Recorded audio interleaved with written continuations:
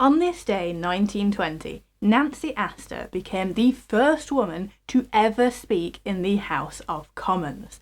But who was she? What did she have to say? And was she a force for good? Well, let's find out, shall we? So Nancy was an American. She was born in Virginia, one of 11 children. Her family had owned slaves, and when slavery was abolished, their business did not go so well now that they had to start paying people. She entered into an unhappy marriage at the age of 18 with a socialite. They had a son together before getting a divorce in 1903 because he was an abusive alcoholic. That is a solid move on Nancy's part, well done, but it must have been quite a big deal back then. So she moved to England in 1905, where she married Waldorf Astor.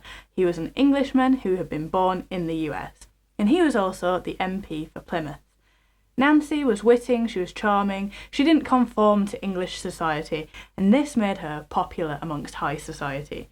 She was once asked by an Englishwoman if she had come to take their husbands, to which she replied, "Oh, if you knew the trouble I had getting rid of mine." Her father-in-law died in 1919. Now, he'd been a member of the House of Lords. This meant that Nancy's husband, Waldorf, automatically took his father's job.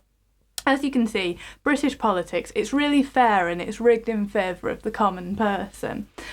But this then meant that there was no one to be the MP for Plymouth anymore. And Nancy saw an opportunity.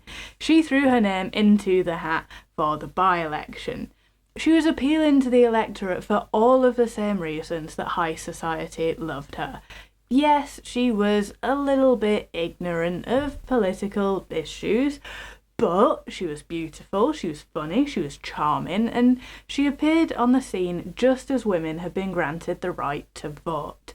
She was a teetotaler, which people did find a little bit weird, but she'd come from a background of prohibition in the United States, and people humoured her with it, you know. She was elected as the Tory MP for Plymouth on the 28th of November 1919, and on the 1st of December she took her seat in the House of Commons.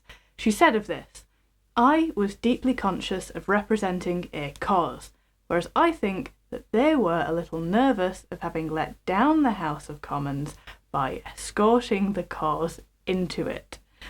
So does this make Nancy the first female MP in Britain then? Well, actually, no. Constance Markievicz had been elected a year earlier in 1918, but she was a member of Sinn Féin, so she did not take her seat.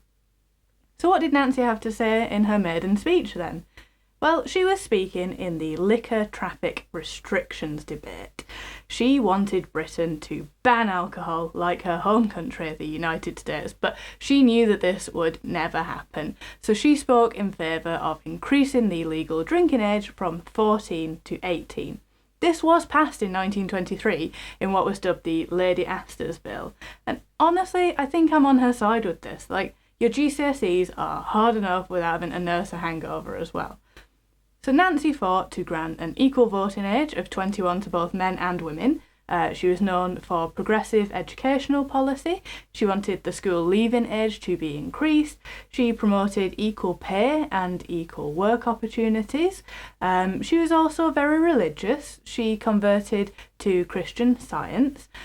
This meant that she was dubious about birth control and divorce, and people rightly pulled her up on her hypocrisy here.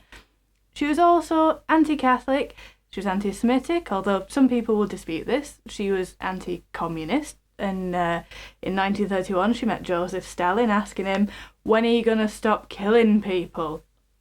Stalin responded, "When it is no longer necessary for the protection of the state." All the tense.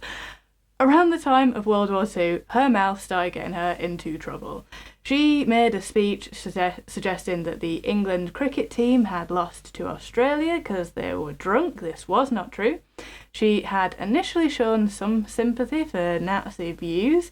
She'd referred to soldiers fighting in Italy as D-Day dodgers, suggesting that they were avoiding the real war in France.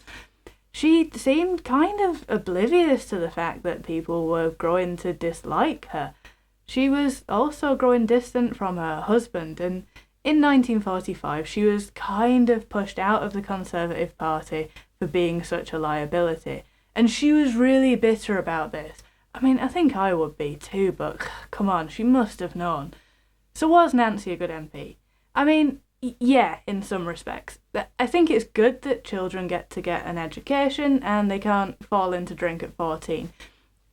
I guess we do all exist in a grey area, don't we, between good and bad, and I do think it's a crying shame that she had such extreme views in other respects, but either way, I'm glad that she and Constance Markievicz were voted into Parliament and that they were able to hold the door open for others to follow after them.